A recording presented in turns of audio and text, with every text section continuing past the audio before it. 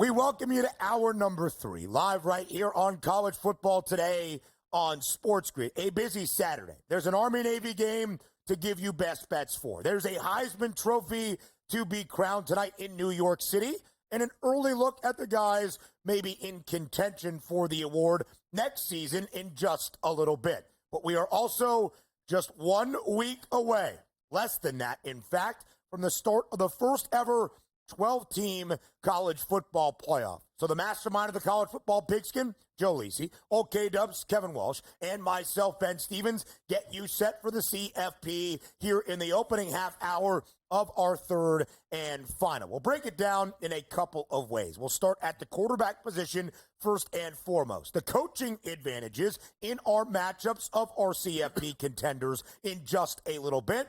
And then the opening round games played on campus for the first ever time in the history of the college football playoff. And Joe, let's start with Georgia, the SEC champs, the number 2 seed in a college football playoff bracket, because their quarterback question is perhaps the biggest one.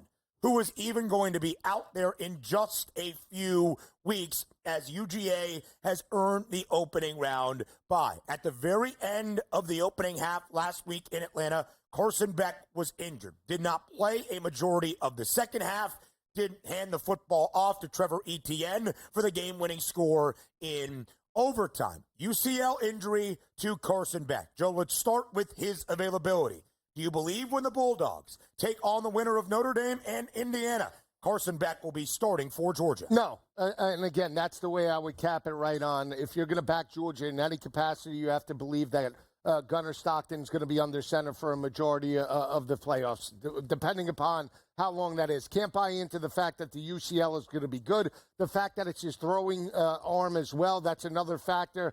You have to think big picture, health before, obviously, championship in this type of situation. And it's unfortunate. Again, Carson Beck had that team prepped and ready. They were within striking distance. Now, from a productivity standpoint, in 2 games against Texas, Carson Beck struggled. Game number 1, where they won by 15, he throws for $175 and 3 interceptions. What did he have? 62 at the half in terms of the SEC. 56, but yeah. 56 at the SEC championship. Yeah, I think Gunnar Stockton could be an upgrade from what we saw in the SEC championship, but the experience and what Carson Beck brings to the table for the Georgia Bulldogs, they're going to take a little bit of a hit, Kev. So, yes, in terms of trust and in terms of what we know about Georgia. Beck, at the minimum, has a level of pedigree. We've seen him have good games in big moments before, and heading into the SEC championship game, was able to have 11 touchdowns to no interceptions. Right. Competition, look, Tennessee, UMass, Georgia Tech, but still, he was playing clean football. That was relevant. Yeah. They also looked significantly better in the second half and the first half, which Beck played in the first half and Stockton played in the second half. One of the big holdback points, I think, on this Georgia team was the lack of trust that Carson Beck rallied here. So, look, I don't know. I think what it becomes is now Georgia becomes a bit of a question mark. But I do not think that this is a situation like Florida State, which is what people were so desperate to make that comparison, and it ended up not mattering at all. But I watched Tate Rodemaker. He was terrible. Then Brock Glenn, and he was also terrible. I watched Stockton, and I thought he was all right. I'm very interested in a better athlete, ultimately. You know he was terrible? Well, he was 12 of 16 for 75 yards, 4.4 yards per pass. I mean, look, I thought one they were interception.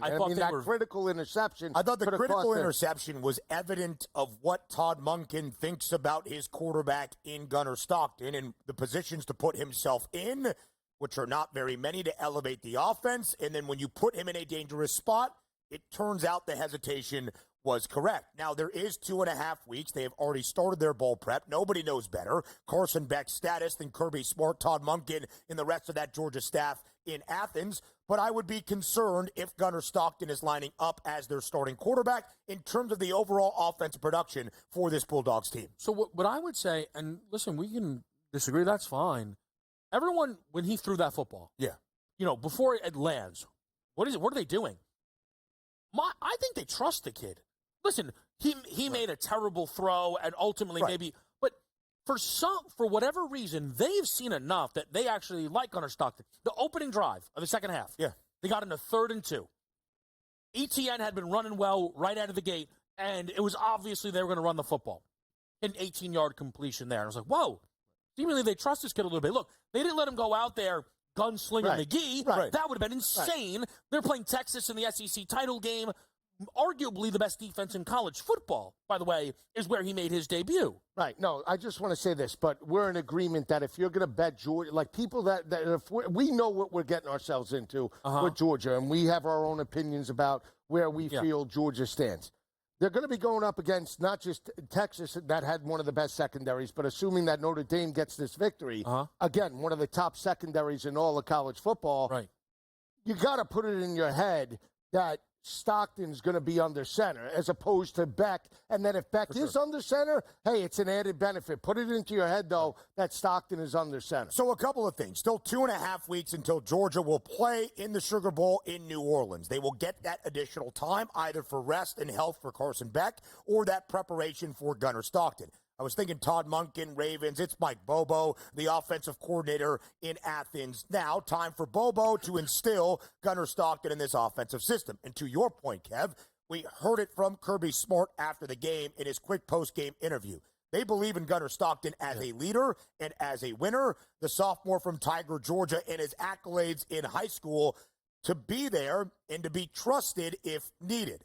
Carson Beck, though, has had such an interesting season where he was a top 5 pick entering the year and then faded after that, throwing 12 interceptions in 5 of 6 games entering the last 3, where he turned it around against Tennessee, UMass, and Georgia Tech, averaging 314 yards, 11 touchdowns to 0 INTs in that 3-game run. Obviously, in my estimation, Carson Beck elevates this Georgia team to a national championship caliber. We'll see, though, with the preparation time for Gunnar Stockton. Another quarterback question, one I can't wait to get your thoughts on.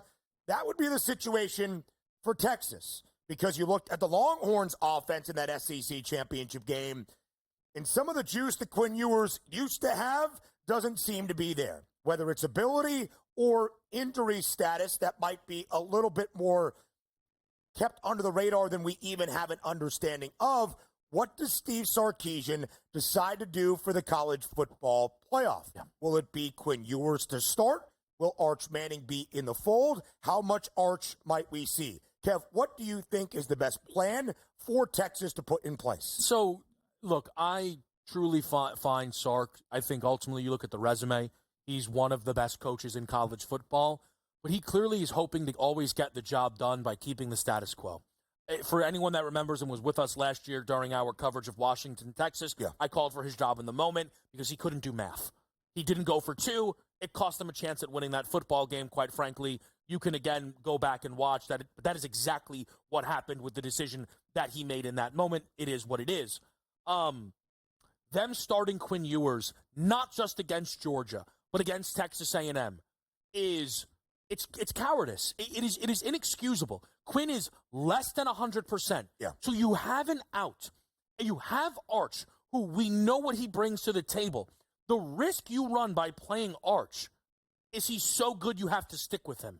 The benefit, if they had played Arch and he didn't do well, is Quinn would have been much healthier, Lisi, going into their games in the college football playoff. I think he missed a massive opportunity by not playing Arch. He might have, but I believe in terms of this semifinal playoff or playoff game that they play against Clemson, I think he starts Quinn, and I think that if he fails, or is inconsistent, he'll turn to Arch immediately because they have to win this game in terms of the Texas faithful. He had so many chances, and he doesn't turn to them. We'll talk more about the opening round, quarterback questions, and the coaching questions next.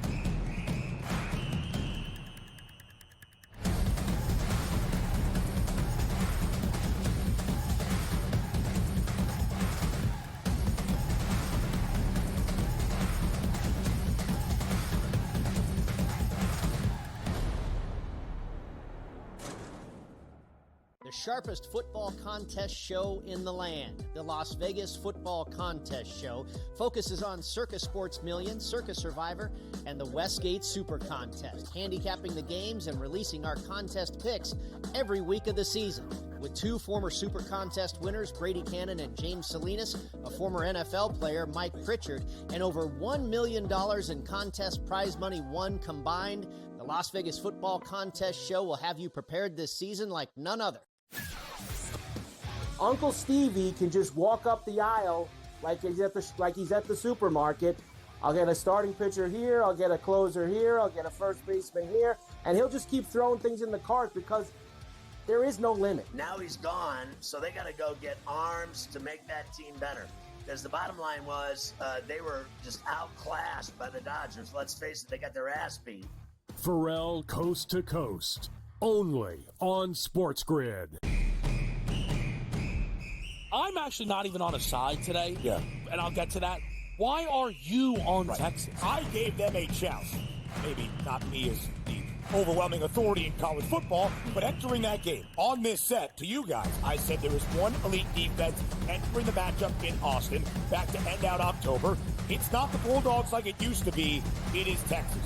College football today, only on SportsGrid. The two guys that can do it all. Too much electricity this morning. This is a good time. We're having a lot of fun. I had to do a triple take. Ka-ching! Why? Because of parity. I didn't mean to offend. Yeah, it's not going to happen. Load management is a dirty word. Let him rip. You know what?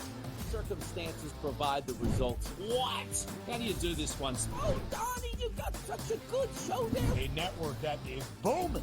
The early line, only on SportsGrid.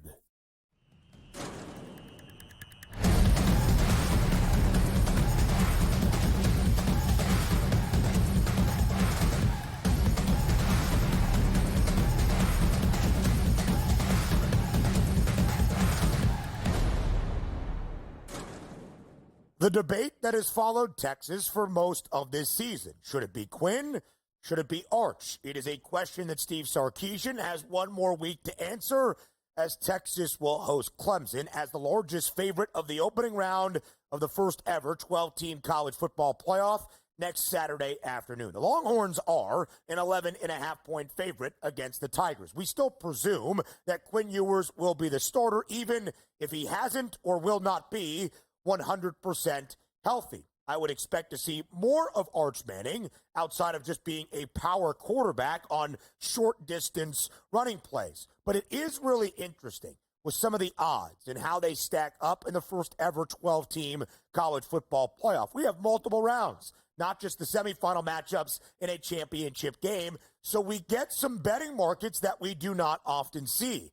And Quinn Ewers has by far the shortest price to lead the college football playoff in passing yardage total at plus 144. Not only because he is still a talented quarterback for Texas, but because the path for the Longhorns, Kev, is still pretty favorable, where you would expect Texas to at least reach the semifinal, an additional game playing in that opening round. How do you read that market and what the decision will ultimately be at the quarterback spot for the Longhorns? Yeah, look, they're going to stick with Quinn Ewers. I think the worry about backing Quinn at that price is if he did struggle massively, they might go to Arch.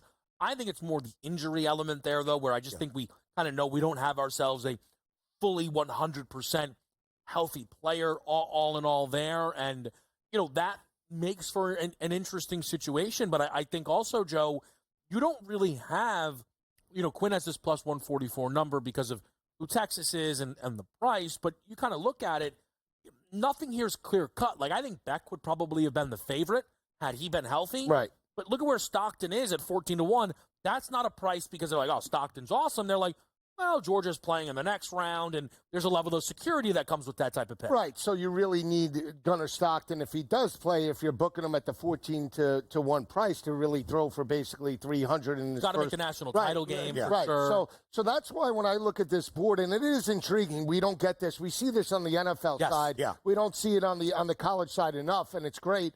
Where can we pick off value? So I hone in on a couple of players.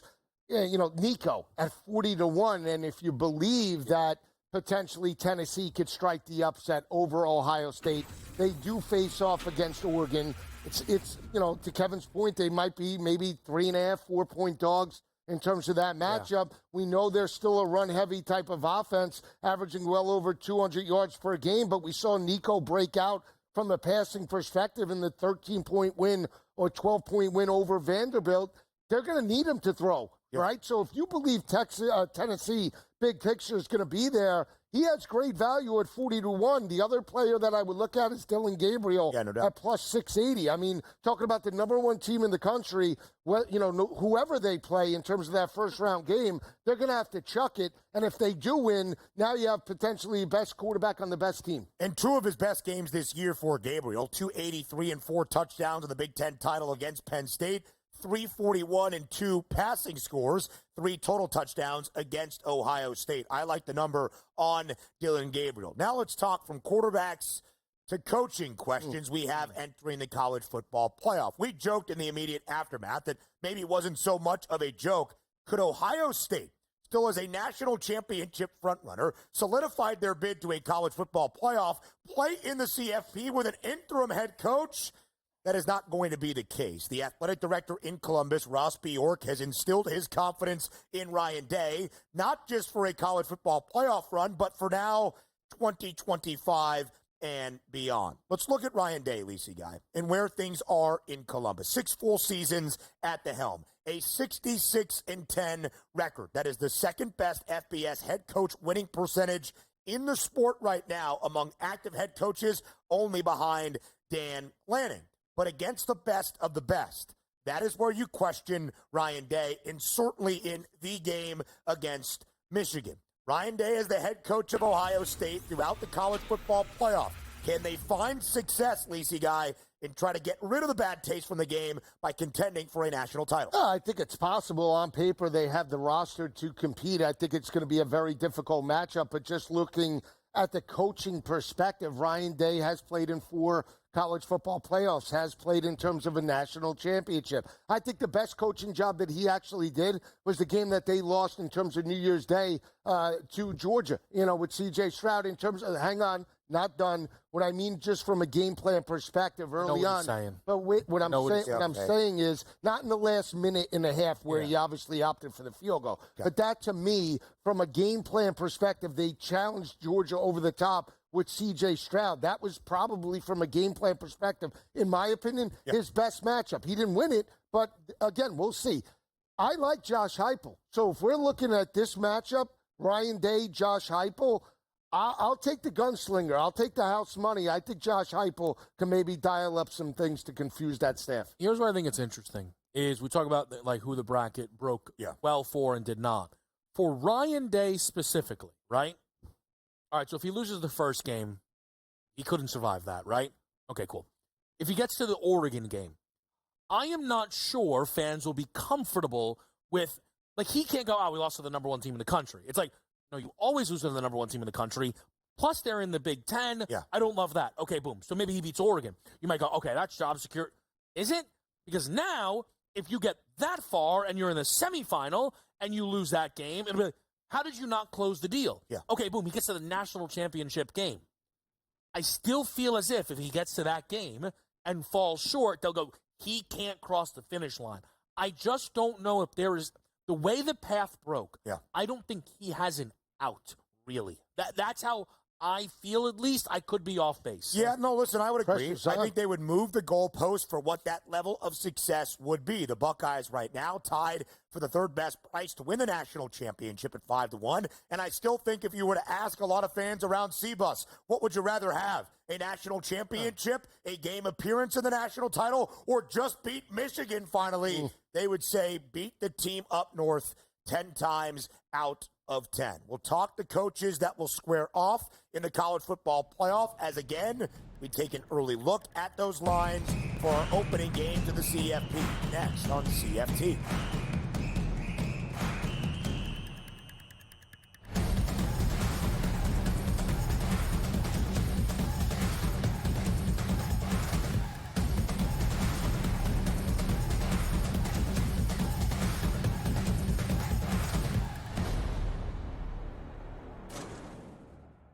sharpest football contest show in the land. The Las Vegas Football Contest Show focuses on Circus Sports Million, Circus Survivor, and the Westgate Super Contest, handicapping the games and releasing our contest picks every week of the season.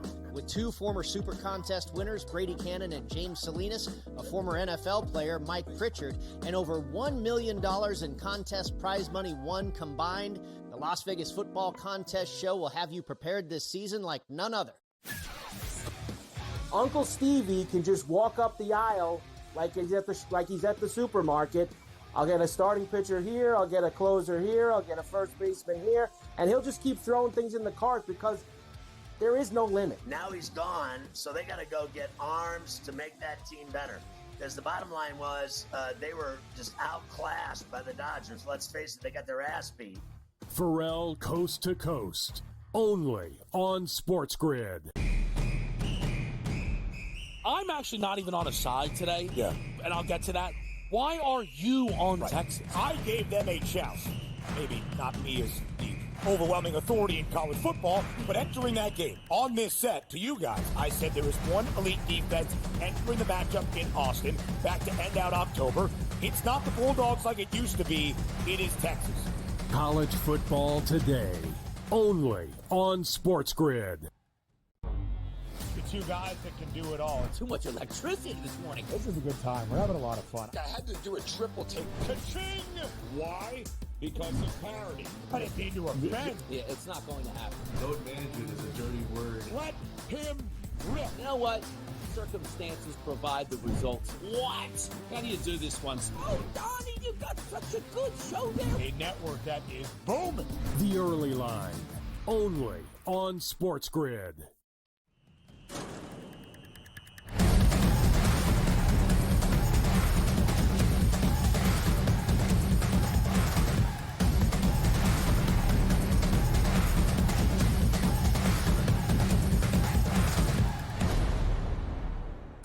The narratives of a college football playoff in contention for a national championship will follow all of these 12 head coaches throughout a run in the CFP. With Mack Brown being dismissed by North Carolina and not actively holding a head coaching position, there are only two head coaches in FBS college football that have won a national championship currently, and both are going to coach a team in the college football playoff. Kirby Smart has two. He leads Georgia to an opening round bye. Dabo Swinney also has two. His team is the largest underdog in any of our opening round matchups that we will see next weekend. Seventh CFP appearance, Lisi Guy, for Dabo Swinney. The fourth that Kirby Smart will make. But it's a new era. It's a new format. How much does that college football playoff experience matter here in this rendition in 2024? Well, for certain programs, I think it matters. I think it matters, obviously, for Georgia and Clemson being in this spot. But again, when you see the young coordinators that have become head coaches like Kenny Dillingham, I think he can make some headway in terms of year number one in the college football playoff. But again, for a coach like James Franklin making his first appearance that has never won a big game in terms of his tenure in Happy Valley, the pressure is on. The coaching experience does matter in terms of critical second-half adjustments, in-game adjustments, and that's where we've seen early on Kirby Smart and that staff, in my opinion, do it better than anybody right now. And again, we'll see if it carries through to a national champion, but I do feel that they have a significant advantage in terms of just a coaching staff perspective. Well, I think one of the things that we're going to learn this year, for however long this format sticks around, is how valuable is the bye. Yeah. We keep talking about the Texas and Penn State paths, but there's a massive advantage sat on the laps of both Boise State and Arizona State, having not just, it's not as much extra prep, because it would be very risky if Dillingham's staff right now is only studying Texas film. Right. It's the rest for those players that you get to kind of have at your disposal as well, I think. So that is one of the interesting things, and it's the fact that Kirby has that advantage, who I still think would have to have the crown for best active coach in college football. Again, I know the rush everybody has to give it to Dan Lanning, but, we can have a different conversation about that if you'd like. But I just think the fact that Kirby gets that added a bonus, like, to me, The look-ahead line favoring Notre Dame against Georgia feels totally nuts. Like, there's no actual way that that's how that game's going to close, right? And I tried to jump in front of it. The Dogs, as a dog last week, 3 times in the last 4 seasons, they win outright once again. The teams that win in the opening round that will then go to their bowl destinations to take on the teams that have earned that first-round bye will still have over a week of rest and preparation. But again, we haven't seen this ever. We have not seen college football playoff games this early on and then having to play an additional game against those teams that earn the opening round bye. You mentioned Kenny Dillingham and Curt Cignetti, Rhett Lashley in there as well. But Coach Sig and Dillingham will be in the conversation for multiple Coach of the Year honors. Both have done something that very few FBS programs have done in the last decade plus since 2012. That's lead an 8-game improvement year over year. Indiana was a 3-win team last year. They now have 11. Kenny Dillingham in Arizona State, 3-win team. In his first year in Tempe, they have 11 with a Big 12 championship as well. I do want to ask about James Franklin because it's interesting to put it in perspective of that opening round game next Saturday in Happy Valley. 8.5-point spread in favor of the Nittany Lions, who as a favorite under Franklin, as good as they come. As an underdog, not so much. Kev, will this win with a college football playoff game associated with it, taking care of business against the Mustangs in State College, be considered a monumental marquee victory for Franklin's resume? No, not at all. I mean, well, I guess it depends who you are, because there's probably people out there who would argue, oh, no, he was in the Big Ten title game this year, right? Like, but we know the score with that. Like, that's kind of my thing. We talk about what happens if Day loses. Like, are we really sure that Penn State will be comfortable if James Franklin loses this football game here? Because them getting to the Big Ten championship game was not by their own. Like, they didn't. Right. To say they didn't earn that is not fair, but you get my point, right? Like, ultimately, them getting there and then losing again to Oregon, like, that was not great. Yeah. Lose at home now to SMU, like, at some point, it gets a little embarrassing to keep trotting this out. It does. And again, I'm sure he and his agent will be beating their chest that they have a playoff win. But you're supposed to dominate SMU. If they lose this game, I wouldn't want them. I really wouldn't. I'll just also say, because I really wonder the conversation if Marcus Freeman is upset by Indiana. Interesting. In-state showdown as well. That game will be played in South Bend on Friday. Some Heisman Trophy talk for next year. Next.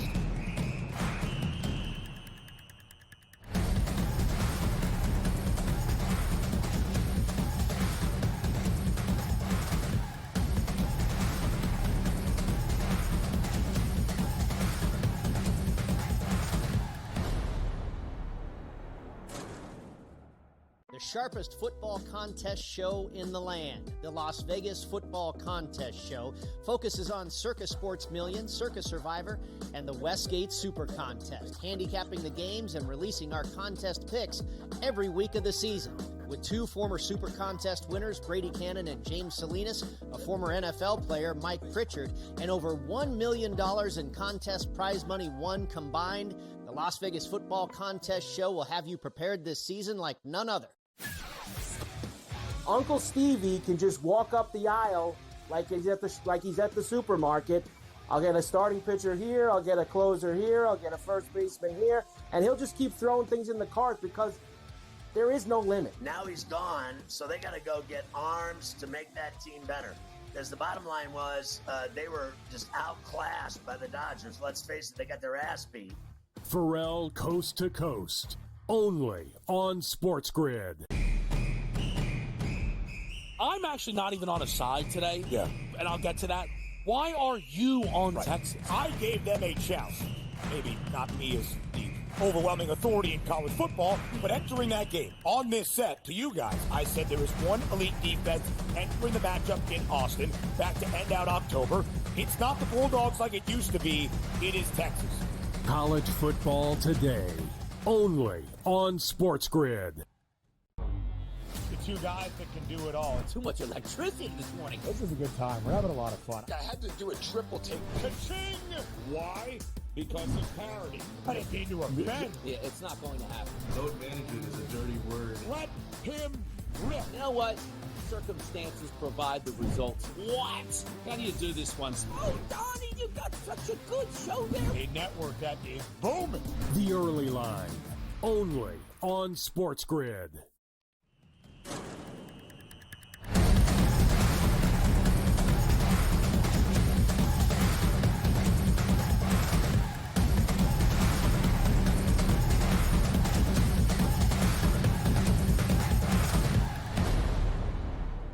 We welcome you back to College Football Today, live right here on this Saturday on SportsGrid. Tonight in the Big Apple, the 2024 Heisman Trophy ceremony, where the winner of the hardware will be announced. Once again, Colorado's two-way superstar in Travis Hunter, a minus 9,000 favorite to win the award. But it's not so much just this year, as the race seems done.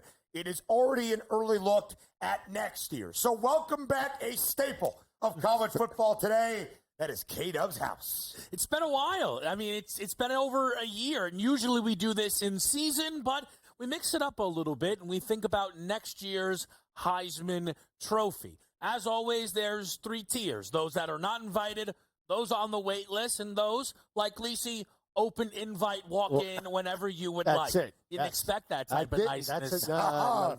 Exactly. Now, we begin with the not invited. And one of these might seem unnecessary, but I think it's very, very important. Let's get this out of the way. If Cam Rising goes back to college, good for him. I do not care. He's nowhere near allowed the Heisman Trophy race. There's no way. This kid's 37 years old. I don't want to hear it. I don't care. There's a chance he's not even in college next year. Still, not invited, not doing it. Jeremiah Smith, that would be the most controversial of this group here, because Jeremiah Smith is going to get off-season buzz for the Heisman. People are going to start to shift this conversation to, it's a positions players award. Look at what happened. Hold on a second.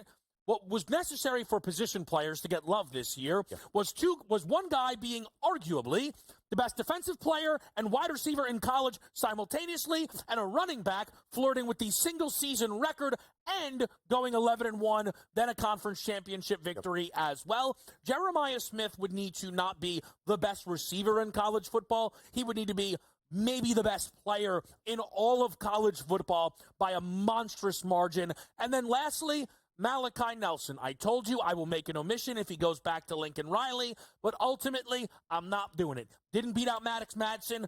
The nonsensical move to leave Lincoln Riley. Truly, I don't even, he may end up next year playing for, Western Kentucky or something. His decisions are always out of left field here. This is who's not invited back. It could be like T.J. Finley, right?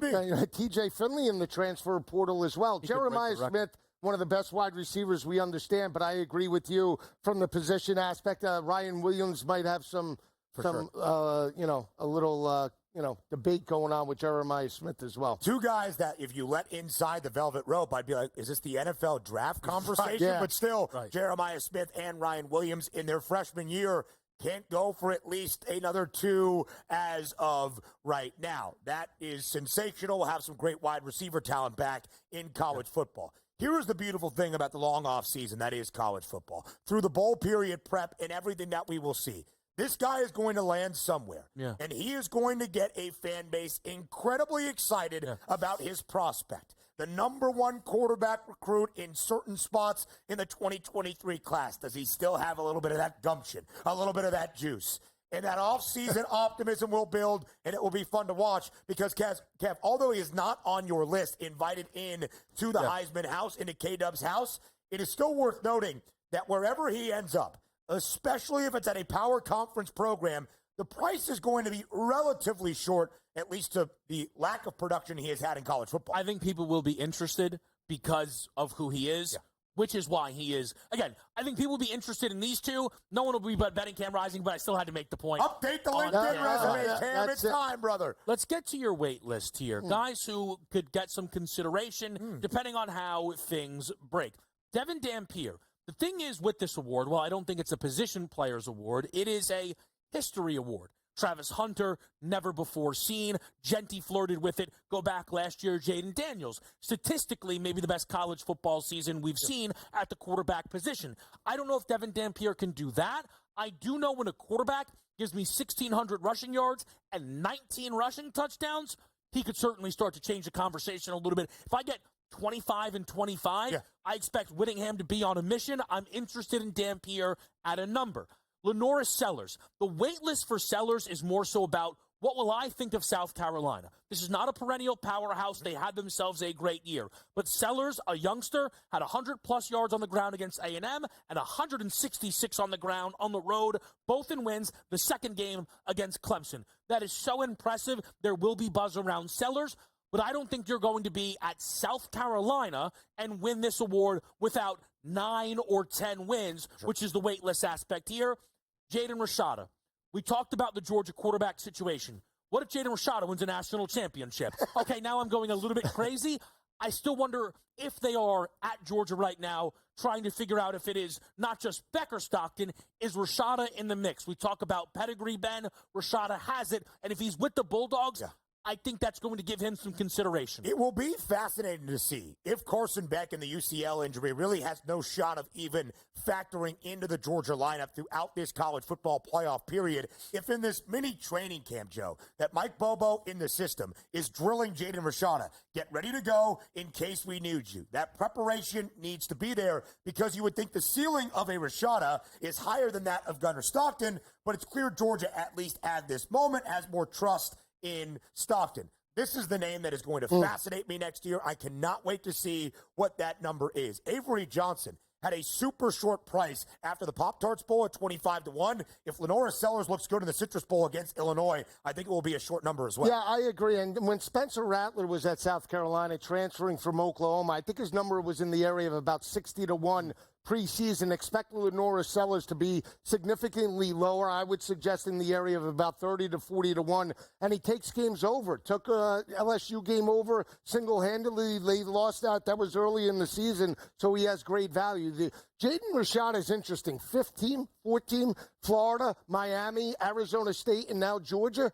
He's only actually been on campus I know, two but of those. it's just crazy. That is a concern. But a dynamic playmaker, if he could live up to those expectations next year, I mean, it's great value. I understand why he's on the wait list with the talent and Kirby Smart staff. Let's get to your invites here. One of these may be a little bit controversial. The other three, I think, very well could fall 1, 2, and 3. So I'll start at the top.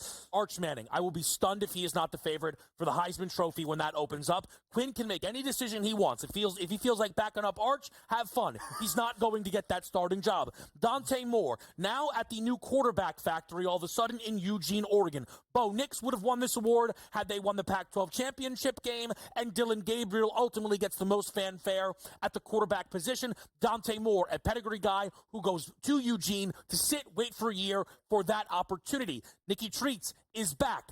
Look, no matter what the Vols do in the playoff, he will have that under his belt, a full season under his belt. And I think people will be saying, year 3, Hendon Hooker, who was heavily in that Heisman race, Nico will get a lot of love.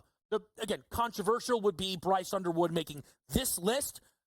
I found out I still like Sharon Moore, I guess. I think that this team also is going to be chomping at the bit. There is some idea that Billy Edwards, Maryland's quarterback, will transfer to Michigan. Billy, that's great. They're going to riot if that kid starts over Bryce Underwood. What they've paid this kid, the excitement, and I think a little bit, Sharon Moore will be on a mission next year to prove it, where perhaps they do hunt. Running it up and statistic excellence there. The number will matter, but Bryce Underwood for now makes that invite list. Well, maybe the danger man was holding down Sharon Moore. Maybe now we could see all upside, upside with Bryce Young. How much was it? 9 million, 10 million? 12 million. 12 million. For Bryce Underwood, Better live up to expectations, but a good look.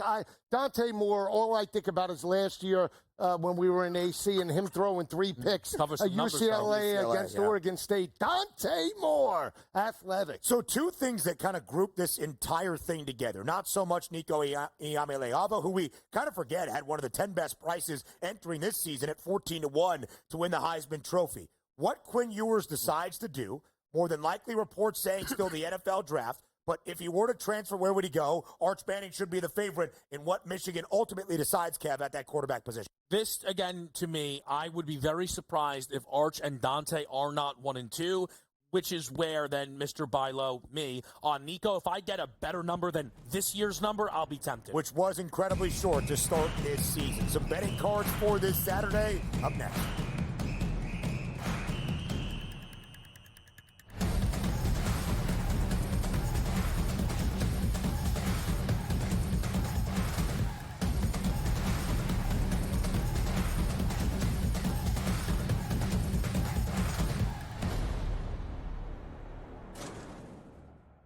sharpest football contest show in the land. The Las Vegas Football Contest Show focuses on Circus Sports Million, Circus Survivor, and the Westgate Super Contest, handicapping the games and releasing our contest picks every week of the season. With two former Super Contest winners, Brady Cannon and James Salinas, a former NFL player, Mike Pritchard, and over $1 million in contest prize money won combined, the Las Vegas Football Contest Show will have you prepared this season like none other. Uncle Stevie can just walk up the aisle like he's at the supermarket. I'll get a starting pitcher here, I'll get a closer here, I'll get a first baseman here, and he'll just keep throwing things in the cart because there is no limit. Now he's gone, so they got to go get arms to make that team better. Because the bottom line was they were just outclassed by the Dodgers. Let's face it, they got their ass beat. Pharrell Coast to Coast, only on SportsGrid. I'm actually not even on a side today. Yeah. And I'll get to that. Why are you on Texas? I gave them a chance. Maybe not me as the overwhelming authority in college football, but entering that game on this set to you guys, I said there was one elite defense entering the matchup in Austin back to end out October. It's not the Bulldogs like it used to be. It is Texas. College football today, only on SportsGrid. The two guys that can do it all. Too much electricity this morning. This is a good time. We're having a lot of fun. I had to do a triple take. Ka-ching! Why? Because of parity. I didn't mean to offend. Yeah, it's not going to happen. Load management is a dirty word. Let him rip. You know what? Circumstances provide the results. What? How do you do this one? Oh, Donnie, you got such a good show there. A network that is booming. The early line, only on SportsGrid.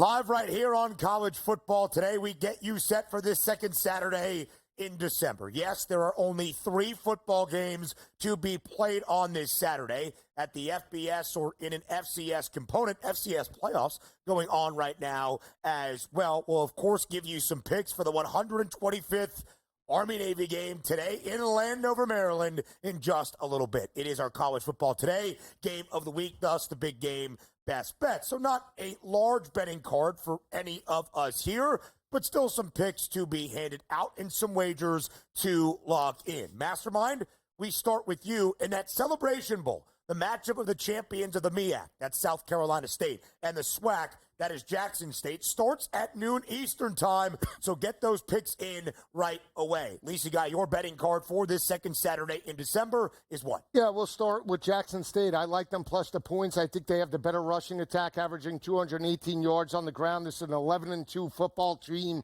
8-0 in terms of the SWAC conference. And their defense, Ben, only giving up 281 total yards per game. I think they're going to be within striking distance. Also like them plus 115 on the money line. The other game later today in terms of South Alabama and Western Michigan, I do like Western Michigan plus the 8.5. The injury concern or the status surrounding Gio Lopez, we'll see if he plays in this matchup. But again, I still like the under as the best play, 57.5. I think it's more of a methodical game, even if Lopez does play in this matchup. Maybe the quarterback to wide receiver relationship and timing is a little bit off in terms of the passing perspective. And Western Michigan averaging 181 rushing yards per game. I think they can sustain drives. Give me the under, guys, 57.5. All right, a little bit of juice there involved in both games. That's what we like to see. I only have one bet outside of Army and Navy. I was really trying to find some value on a guy like a Kentrell Bullock who will play tonight for South Alabama, their lead back. I know that earlier in the year we had guys like Bothwell leading the way for this team. Still, when you look at what Kentrell Bullock has done, he actually leads the team in terms of carries. Could we see Jamal Pritchett for South Alabama go over his receiving yards number, 8th most receiving yards this season in FBS college football? It depends on the health of Gio Lopez. If Gio Lopez is out there, I lean South Alabama minus 8.5. I'm intrigued by that total. I'll stay off. So my only other bet outside of Army-Navy is the under in the Celebration Bowl of 53.5.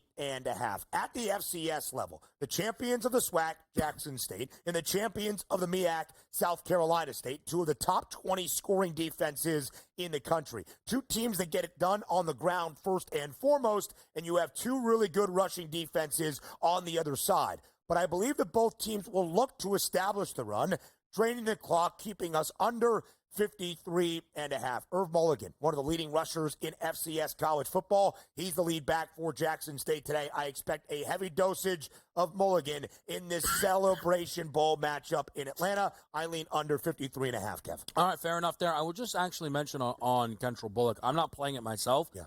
I'd rather try and sell high. His number's 86.5, a number he would never get to. The idea, I think, from the books is, well, Bothel's in the portal, so it'll just give all the work to Bullock. I'm not sure that's how they're going to approach the game necessarily. And then also you kind of run the risk of them saying, like, no, we like having multiple backs. He's going to keep the same amount of workload there. For me, I'll just kind of let people know this because, bowl season's a lot of fun, and bowl season can be very tricky, though. We have countless opt-outs and things like that.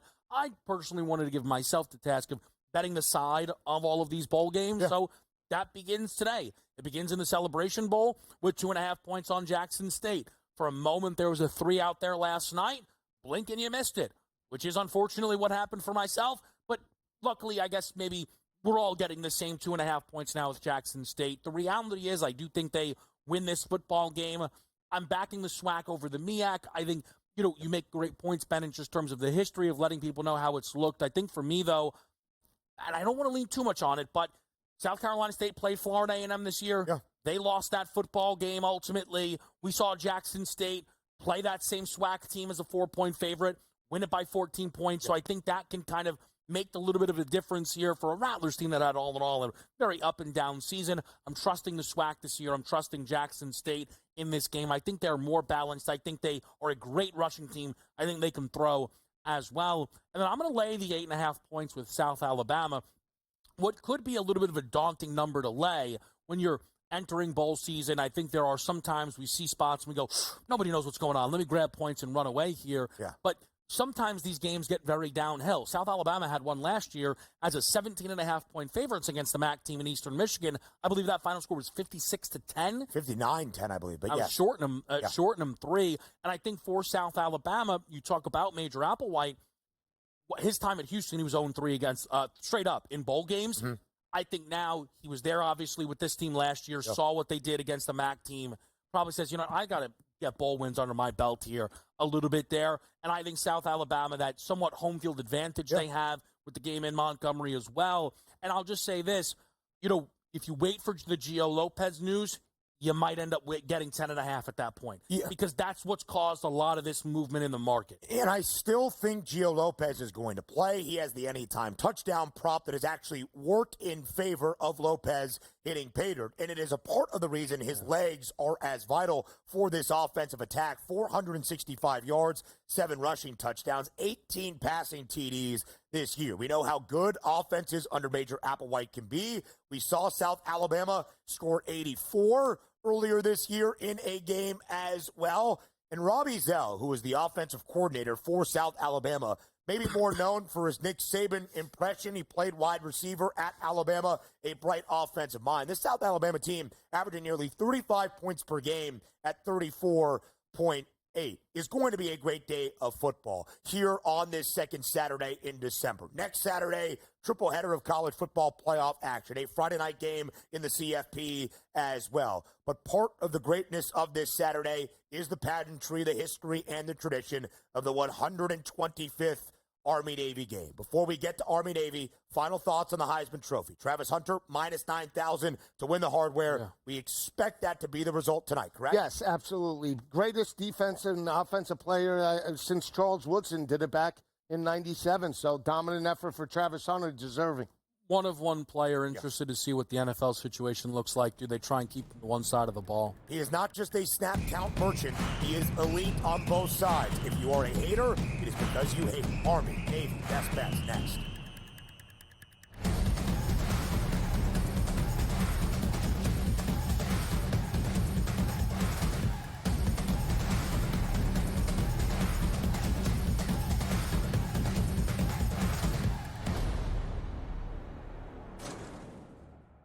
sharpest football contest show in the land. The Las Vegas Football Contest Show focuses on Circa Sports Million, Circa Survivor, and the Westgate Super Contest, handicapping the games and releasing our contest picks every week of the season. With two former Super Contest winners, Brady Cannon and James Salinas, a former NFL player, Mike Pritchard, and over $1 million in contest prize money won combined, the Las Vegas Football Contest Show will have you prepared this season like none other. Uncle Stevie can just walk up the aisle like he's at the supermarket. I'll get a starting pitcher here, I'll get a closer here, I'll get a first baseman here, and he'll just keep throwing things in the cart because there is no limit. Now he's gone, so they got to go get arms to make that team better. Because the bottom line was they were just outclassed by the Dodgers. Let's face it, they got their ass beat. Pharrell Coast to Coast, only on SportsGrid. I'm actually not even on a side today. Yeah. And I'll get to that. Why are you on Texas? I gave them a chance. Maybe not me as the overwhelming authority in college football, but entering that game on this set to you guys, I said there is one elite defense entering the matchup in Austin back to end out October. It's not the Bulldogs like it used to be. It is Texas. College football today, only on SportsGrid. The two guys that can do it all. Too much electricity this morning. This is a good time. We're having a lot of fun. I had to do a triple take. Ka-ching! Why? Because of parity. I didn't mean to offend. Yeah, it's not going to happen. Load management is a dirty word. Let him rip. You know what? Circumstances provide the results. What? How do you do this one? Oh, Donnie, you got such a good show there. A network that is booming. The early line, only on SportsGrid.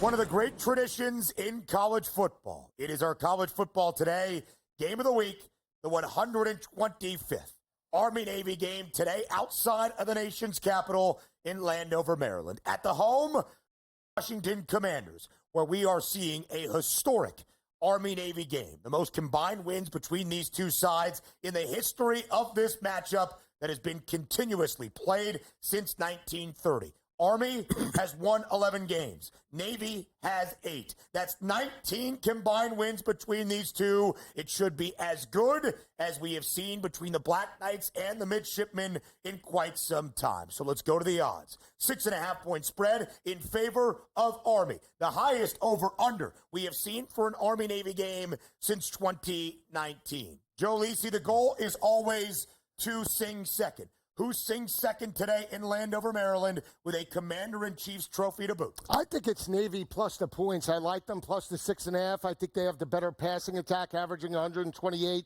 yards through the air. Blake Horvath has completed 58% of his passes, 11 touchdowns, 4 interceptions. I know they have lost 2 straight in the series, Kev, but I'm rolling the dice. Rivalry game. I like Navy plus the points and on the money line. I'll just tell you this. No team has ever won this game because they have the better passing attack. Army smash spots. Ultimately, they are way better than Navy this year. Army is CFP level good all in all. The historic season from Genty and the fact that Boise held serve kept Army out of the conversation, whose only loss came to Notre Dame, who has been one of the most dominant teams in college football this season. Army had the opportunity to fall off post-ND loss, which is what Navy did. Instead, they won this conference by beating Tulane, who some thought could steal the G5 bid from Boise at a point in time this year. The big difference in this game is the player you'll talk about, Bryson Daly, who has been one of the best players either of these teams have produced in quite some time. 29 rushing touchdowns. Then thinks he gets to at least 31. That is tied for the most nationally, alongside a guy that might finish runner-up tonight in the Heisman Trophy ceremony, Boise State's Ashton Genty. In fact, Bryson Daly has scored multiple rushing touchdowns in the last 9 games that he has played, including 4 last week in the American Athletic Conference Championship game against a really sound rushing defense in Tulane. And one of the differences in this year's matchup, despite both of these teams being highly successful, like we have not seen for either Army or Navy in quite some time, is the defense of the Cadets. They only allow 15 points per game, top 10 in the country, only 104 yards per game on the ground. That is 11th best nationally. Navy allows more than 23 points per game and close to 160 on the turf. Bryson Daly to hit Pater at least twice, not 2 total touchdowns, but 2 rushing scores at plus 100. Line is working. It is minus 115. And if we can just take a moment for the pageantry that this game is. Today in Landover, Maryland, it is a historic matchup. The first time since 2017, both teams will enter already knowing where they are going bowling. First time since 2017 that the Commander-in-Chief's trophy for the best service academy in a college football season is at stake. And Kev, this has been a historic season for both programs. When both Navy and Army started 4-0 to begin this year, it was the first time both teams had done that to start a season in the same season since World War II in 1945. Yeah, look, an absolute rarity. There's also another rarity. Lisa, you talk about intel, take no disrespect, but sometimes it's not about what someone is on, it is about what they are not on.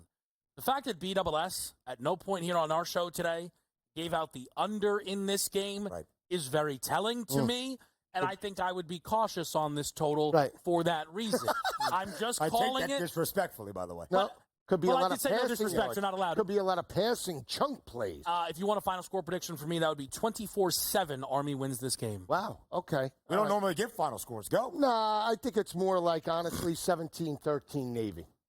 I think it's a lower scoring game. I think it's 28-17 Army.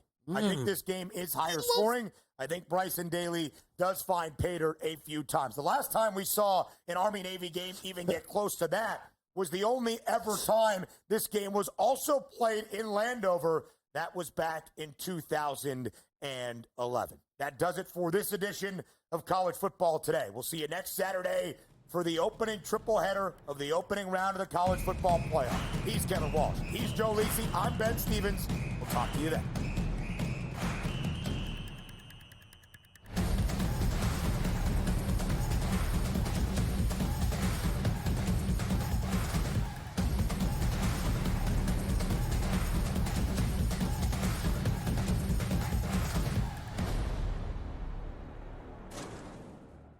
The sharpest football Your gut says Miami is going to win, and you should take the over. Your gut also said your NFT selfies would only go up in value. They didn't. But your head is on SportsGrid and knows the QB is in concussion protocol. The backup has a 45 QBR against the zone coverage. The New York D has the most sacks in the league. So yeah, trust your head. It's smarter to be on SportsGrid. The two guys that can do it all. Too much electricity this morning. This is a good time. We're having a lot of fun. I had to do a triple take. Ka-ching! Why? Because of parity. I didn't mean to offend. Yeah, it's not going to happen. Load management is a dirty word. Let him rip. You know what? Circumstances provide the results. What? How do you do this one? Oh, Donnie, you got such a good show there. A network that is booming. The Early Line, only on SportsGrid. The sharpest football contest show in the land, the Las Vegas Football Contest Show, focuses on Circus Sports Million, Circus Survivor, and the Westgate Super Contest, handicapping the games and releasing our contest picks every week of the season. With 2 former Super Contest winners, Brady Cannon and James Salinas, a former NFL player, Mike Pritchard, and over $1 million in contest prize money won combined, the Las Vegas Football Contest Show will have you prepared this season like none other. I'm actually not even on a side today. Yeah. And I'll get to that.